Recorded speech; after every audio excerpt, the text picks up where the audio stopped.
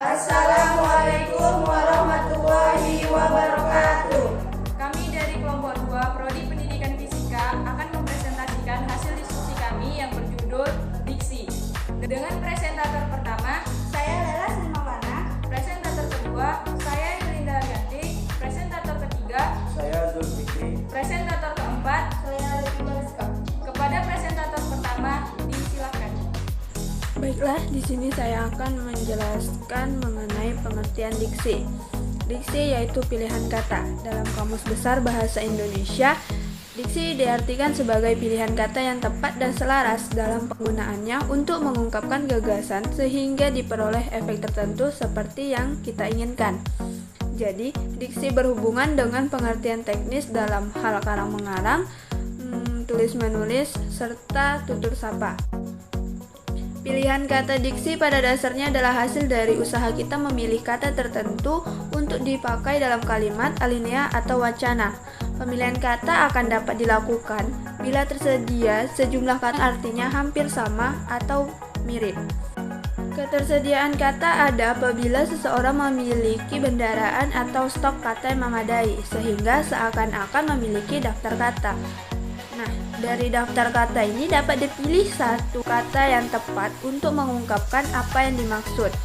Namun, pemilihan kata di sini tidak hanya memilih kata yang tepat saja, melainkan juga memilih kata yang cocok.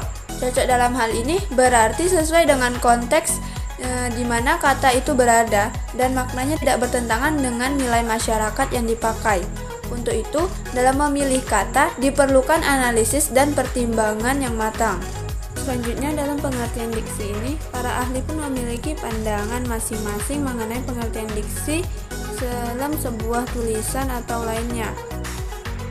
Yaitu yang pertama, ada Goris Keraf. Menurut Goris Keraf ini, pengertian diksi dibagi menjadi dua, yaitu pilihan kata, atau mengenai pengertian kata-kata yang digunakan untuk menyampaikan suatu gagasan, pengungkapan yang tepat, dan gaya penyampaian kata yang lebih baik dan sesuai situasi.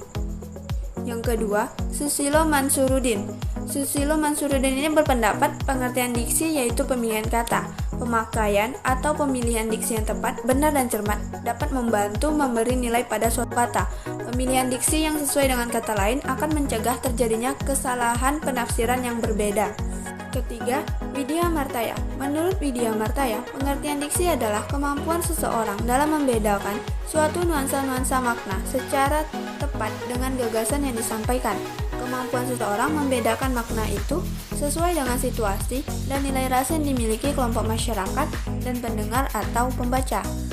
Yang keempat, Endre berpendapat pengertian diksi yaitu penggunaan kata yang sesuai dan mewakili pikiran dan perawatan yang ingin disampaikan dalam suatu pola kalimat tertentu.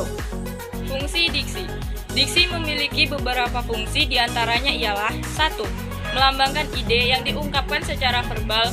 2. Membentuk wujud ungkapan gagasan yang tepat sehingga menyenangkan penyimak atau pembaca. 3. Mewujudkan komunikasi yang berterima. 4. Menghindari dan mencegah perbedaan persepsi atau interpretasi. 5. Mencegah salah paham. Dan yang terakhir ialah mengefektifkan pencapaian target komunikasi. Di sini saya akan menjelaskan tentang persyaratan diksi. Ada dua persyaratan yang harus dipenuhi, yaitu persyaratan ketetapan dan kesesuaian. Artinya, kata yang dipilih dapat mengungkapkan apa yang ingin diungkapkan. Untuk memenuhi persyaratan dalam pemilihan kata, perlu diperhatikan 1. Kaidah kelompok kata atau frase.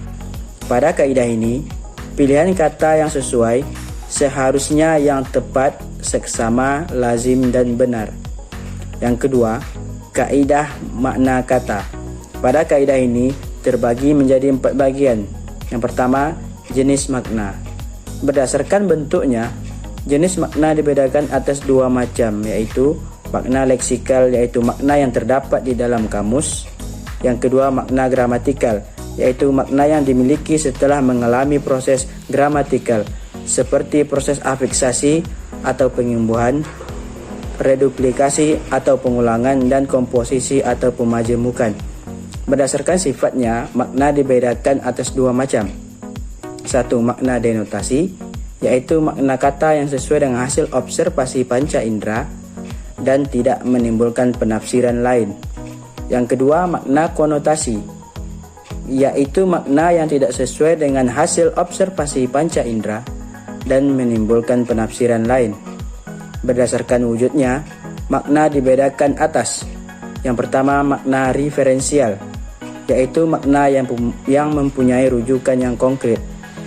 Yang kedua, makna inferensial, yaitu makna yang tidak mempunyai rujukan yang konkret.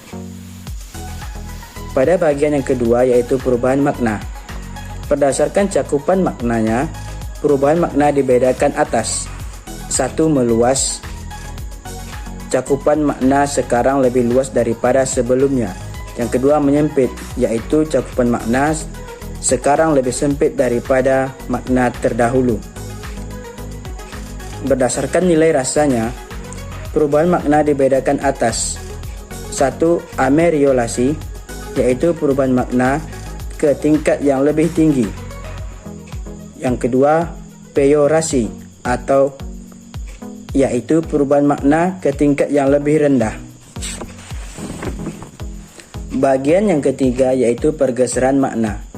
Kaidah ini dibedakan atas dua macam.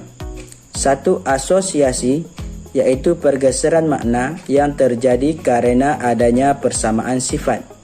Yang kedua, sinestesia, yaitu perubahan makna akibat adanya pertukaran tanggapan antara dua indera yang berbeda. Bagian yang keempat yaitu relasi makna. Relasi makna dibagi lagi menjadi 1. Homonim. Homonim adalah dua buah kata yang mempunyai persamaan tulisan dan pengucapan, tetapi berlainan arti. Contoh, bisa. Bisa arti yang pertama ialah sanggup, sedangkan arti yang kedua bisa ialah racun. Yang kedua, homograf, yaitu dua buah kata atau lebih yang mempunyai persamaan tulisan tetapi berlainan pengucapan dan arti. Contoh, apel, upacara, sedangkan apel adalah buah. Yang ketiga, homofon, yaitu dua buah kata atau lebih yang mempunyai persamaan pengucapan tetapi berlainan tulisan dan arti. Contoh, bang untuk panggilan ke saudara laki-laki yang lebih tua, dan bank tempat menyimpan uang. 4. Sinonim. Sinonim adalah dua buah kata yang memiliki penulisan dan cara pengucapan yang berbeda namun memiliki arti yang sama. Sinonim contohnya seperti pintar jadi pandai, bunga jadi kembang. Kesinoniman kata tidaklah mutlak, hanya saja ada kesamaan atau kemiripan.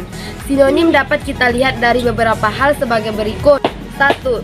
Dari pengaruh bahasa daerah, contohnya kata harimau yang diberi sinonim dengan macan. 2. Perbedaan dialek regional, contohnya handuk bersinonim kuala. 3. Pengaruh bahasa asing, contohnya kolosal bersinonim besar. 4. Perbedaan dialek sosial, contohnya suami bersinonim laki. 5. Antonim. Antonim adalah kata-kata yang berlawanan artinya. Contohnya seperti tua jadi muda, besar jadi kecil, luas jadi sempit. 6. Polisemi.